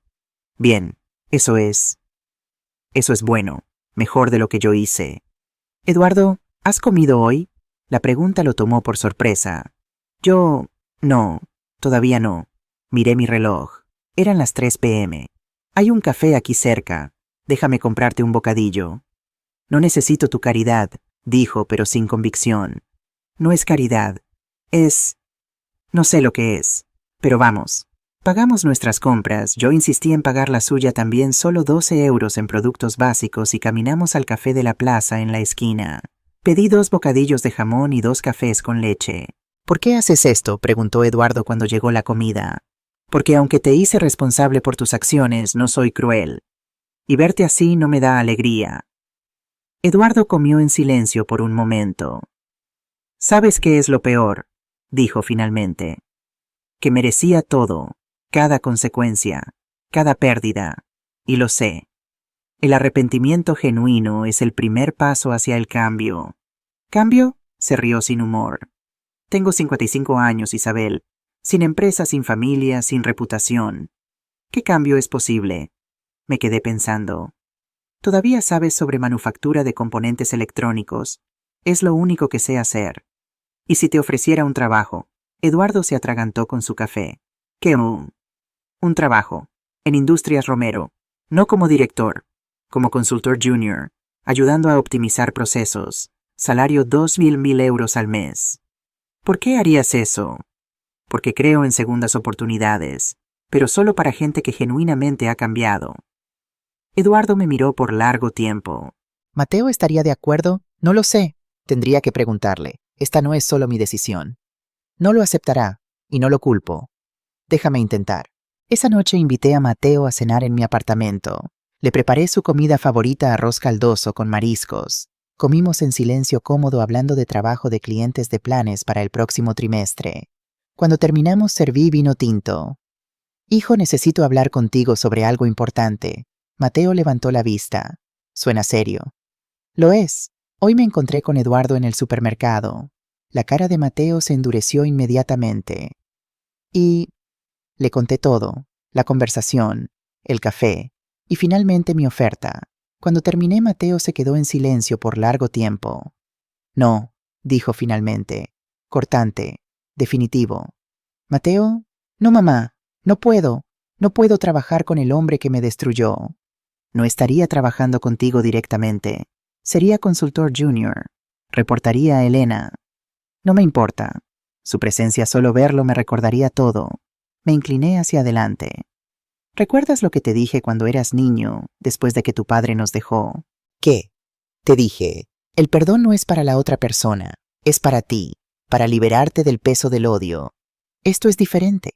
«Lo es, Mateo. No te estoy pidiendo que seas su amigo. No te estoy pidiendo que olvides. Solo te estoy pidiendo que consideres si darle una oportunidad podría liberarte a ti también». Mateo se puso de pie, caminó hacia la ventana. Me hizo limpiar su baño privado, mamá, mientras clientes alemanes miraban. Me llamó inútil. Convenció a Sofía de que yo era un fracasado. Lo sé, hijo. Estuve ahí. Vi tus lágrimas. Entonces, ¿cómo puedes pedirme esto? Porque vi algo en sus ojos hoy que nunca había visto antes: arrepentimiento genuino. No estaba actuando. Estaba roto. Mateo no respondió. ¿Y por qué? Continué. Creo que la verdadera victoria no es mantenerlo caído. Es demostrar que somos mejores que él, que podemos tener poder sin abusar de él. Mateo volvió a la mesa, se sirvió más vino. Si acepto esto, dijo lentamente, tengo condiciones. Dime. Primero, periodo de prueba de 3 meses. Si no funciona, se va sin drama. Justo. Segundo, nada de tratos preferenciales. Trabaja como cualquier otro empleado. Cumple horarios. Reporta avances. Sin excepciones. De acuerdo. Tercero, una sola falta de respeto a cualquier empleado, un solo comentario humillante, y se va inmediatamente. Perfecto. Mateo respiró profundo. Y cuarto, él me tiene que pedir perdón. A mí. Directamente. Sin excusas. Sin justificaciones. Un perdón real. Voy a arreglar una reunión. 3 días después, Mateo, Eduardo y yo nos reunimos en una sala pequeña de conferencias en Industrias Romero. Eduardo llegó temprano, nervioso. Mateo llegó exactamente a tiempo, con cara de piedra. Se sentaron frente a frente. Yo me quedé de pie junto a la puerta. Mateo, comenzó Eduardo, su voz temblando. Vine a pedirte perdón. Mateo no respondió. Solo esperó. Lo que te hice fue imperdonable. Te humillé. Te traté como menos que humano. Y lo hice deliberadamente, cruelmente. Eduardo hizo una pausa, limpiándose las lágrimas. No tengo excusas. Mi propio trauma con mi padre no justifica cómo te traté. Nada justifica eso. ¿Por qué lo hiciste? Preguntó Mateo, su voz controlada pero con dolor evidente. Porque tenía miedo. Miedo de que alguien de abajo, como veía a tu familia, me traicionara como traicionaron a mi padre. Entonces te probé, te quebré para ver si eras digno. Pero solo demostré que yo era el indigno. Un hombre pequeño con poder. El peor tipo de hombre. Mateo cerró los ojos. ¿Sabes cuántas noches lloré? ¿Cuántas veces dudé de mi valor como persona? ¿Cuántas veces pensé en rendirme, en aceptar que tal vez tenías razón, que yo era inútil? Lo sé, y lo siento. Lo siento más de lo que las palabras pueden expresar. Perdón es solo una palabra, Eduardo. Los actos pesan más. Tienes razón. Por eso no espero que me perdones ahora. O nunca. Solo quiero la oportunidad de demostrarte con acciones que he cambiado. Mateo abrió los ojos, miró a Eduardo directamente. Si te doy esta oportunidad y aún no he decidido, no es porque te haya perdonado. Es porque mi madre cree en segundas oportunidades. Y confío en mi madre más que en nadie en este mundo. Entiendo. Vas a trabajar duro. Vas a ser humilde. Y a la primera falta de respeto con cualquier empleado te vas. Está claro. Cristalino. Mateo miró hacia mí. Mamá, ¿estás segura de esto? No, admití honestamente. Pero creo que vale la pena intentar. Mateo suspiró. 3 meses de prueba. Empiezas el lunes. Salario 2.000 euros mensuales. Reportas a Elena Costa. Sin contacto directo conmigo a menos que sea absolutamente necesario. Eduardo asintió vigorosamente. Gracias, Mateo. Te prometo que no vas a arrepentirte. Ya lo veremos. 6 semanas después, Mateo llegó a mi apartamento un domingo con alguien. Una mujer. Mamá, dijo con una sonrisa tímida que no había visto desde antes de Sofía. Te quiero presentar a alguien. Ella es Diana Castellano. Diana tenía unos 28 años, cabello castaño en un moño despeinado, casual jeans y suéter sencillo, sonrisa cálida y genuina. Señora Romero, me saludó extendiendo su mano. Es un placer conocerla. Mateo habla constantemente de usted. Llámame Isabel, por favor. ¿Y tú a qué te dedicas, Diana? Soy arquitecta. Trabajo de forma independiente, principalmente restauraciones de edificios antiguos en el barrio gótico. Interesante. ¿Cómo se conocieron? Diana y Mateo intercambiaron miradas. En una cafetería, explicó Mateo. Hace 2 meses. Yo estaba revisando reportes financieros. Diana estaba dibujando planos. Pedimos el último croissant al mismo tiempo y decidimos compartirlo, terminó Diana riendo. Luego nos quedamos hablando 3 horas. Los invité a pasar. Preparé café y saqué magdalenas que había comprado esa mañana. Mateo me contó sobre todo, dijo Diana mientras tomábamos café. Sobre Eduardo, sobre usted comprando la empresa, sobre todo. ¿Y qué opinas? Diana miró a Mateo con ternura. Opino que Mateo tuvo suerte de tener una madre dispuesta a luchar por él, y que Eduardo fue un tonto por no ver el tesoro que tenía. Me cayó bien inmediatamente. Pasamos la tarde charlando. Diana era inteligente, graciosa, y más importante, trataba a Mateo como un igual. No había condescendencia, no había juegos, solo respeto mutuo y afecto genuino. Cuando se fueron, Mateo me abrazó en la puerta. ¿Qué piensas?, susurró. Pienso que ella es perfecta para ti. ¿De verdad? De verdad. Trátala bien. Lo haré. Aprendí de los errores. Para mi sorpresa, Eduardo no solo cumplió con las expectativas, las superó. Elena me reportaba semanalmente.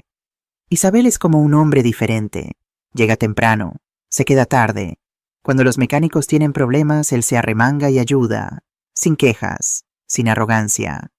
Los empleados cómo reaccionan, al principio con desconfianza, pero poco a poco. Carlos dice que Eduardo le pidió perdón la semana pasada, por años de maltrato. Carlos lloró. Un mes después, Miguel me mostró números. Las optimizaciones que Eduardo sugirió en la línea de producción están ahorrando 30.000 euros mensuales. El hombre sabe de manufactura. Y después de 2 meses, lo impensable, Mateo entró a mi oficina. Mamá, necesito hablar contigo sobre Eduardo. Mi corazón se hundió. ¿Qué pasó? Nada malo. De hecho, creo que deberíamos extender su contrato más allá de los 3 meses. ¿Estás seguro? Ayer hubo un problema en la planta. Un operador nuevo cometió un error que podría haber costado 50.000 euros en producto dañado. Eduardo se dio cuenta, lo solucionó y luego pasó 2 horas enseñándole al operador cómo hacerlo bien. Y el operador me dijo: Señor Romero, el señor Eduardo fue paciente, amable, me trató con respeto. El mismo Eduardo que hace un año gritaba a la gente por errores mínimos. Mateo se sentó. No lo he perdonado completamente. Quizá nunca lo haga, pero veo su esfuerzo y creo que merece continuar. Entonces hazlo. Es tu empresa tanto como mía. Era una tarde soleada de mayo cuando todo cambió finalmente. Estaba en el jardín de la nueva casa que Mateo y Diana habían comprado en Sant Cugat, sí. Mi hijo finalmente podía permitirse una casa bonita, honestamente ganada, celebrando el bautizo de mi nieto. Alfonso Romero Castellano, 4 meses de edad, ojos enormes como los de Mateo cuando era bebé, sonrisa que derretía corazones. Diana me lo pasó. Tu abuela quiere cargarte, pequeño. Lo sostuve contra mi pecho sintiendo su calor, su peso perfecto. Pequeño Alfonso, le susurré, tu abuelo, mi esposo, habría estado tan orgulloso de conocerte. Mateo se acercó, puso su brazo alrededor de mí. ¿Estás bien, mamá? Más que bien. Estoy completa. Miré alrededor del jardín. 50 personas celebrando. Empleados de Industrias Romero. Amigos. Familia elegida. Elena estaba riendo con Miguel sobre algo relacionado con números. Javier charlaba con Diana sobre arquitectura legal. Carlos el mecánico sostenía un plato con paella sonriendo. Y en la esquina, solo pero no solitario, estaba Eduardo. Lo había invitado. Después de mucho pensarlo. Y para mi sorpresa, Mateo no objetó. Ha trabajado duro, dijo Mateo cuando se lo mencioné. Y Diana dice que todos merecen pertenecer a algún lugar. Incluso Eduardo. Eduardo me vio mirándolo. Se acercó tímidamente. Isabel, gracias por invitarme. Gracias por venir. Traje algo para Alfonso. Sacó un pequeño paquete. Es una cadena de plata, muy simple. Espero que esté bien. Es perfecto. Eduardo miró hacia Mateo, que estaba platicando con Diana. Son felices, dijo simplemente. Eso es todo lo que importa. Eduardo, ¿cómo estás tú? Bien, conseguí un pequeño apartamento mejor en Gracia. Sigo en terapia. Y... Se detuvo. Y estoy saliendo con alguien. Una mujer, profesora de primaria, divorciada, con 2 hijos. Me está enseñando sobre humildad real. Sonreí. Me alegra escucharlo. Carmen y Sofía todavía no me hablan, continuó. Y no las culpo, pero estoy aprendiendo que la familia no es solo sangre. Es gente que elige estar contigo. Esa es una lección importante. Diana se acercó con Alfonso llorando. Creo que alguien tiene hambre, dijo tomando al bebé de mis brazos. Mateo la siguió su mano en la espalda baja de ella, protector pero no posesivo. Ellos son buenos juntos, comentó Eduardo. Sí, Diana ve a Mateo por quien realmente es, no por lo que puede darle o por su apellido. Como debería ser. Nos quedamos en silencio cómodo por un momento. Isabel, dijo Eduardo finalmente, nunca podré compensarte por lo que hice, pero quiero que sepas que cambiar mi vida, tocar fondo, reconstruirme, fue la mejor cosa que me pudo pasar. ¿De verdad? Antes era rico pero miserable, poderoso pero solo. Ahora gano 2.500 euros al mes. Mateo me aumentó después de 6 meses, vivo en 50 metros cuadrados y soy más feliz que nunca. Porque ahora vives con integridad. Exacto. Cuando el sol empezaba a ponerse, Mateo pidió atención. Amigos, familia, colegas, comenzó sosteniendo una copa de cava, quiero hacer un brindis. Todos levantaron sus copas. Hace 2 años estaba en el punto más bajo de mi vida, humillado, roto, sin esperanza.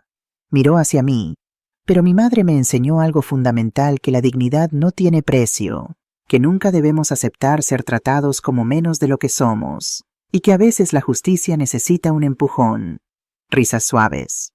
Hoy Industrias Romero no solo sobrevive, prospera.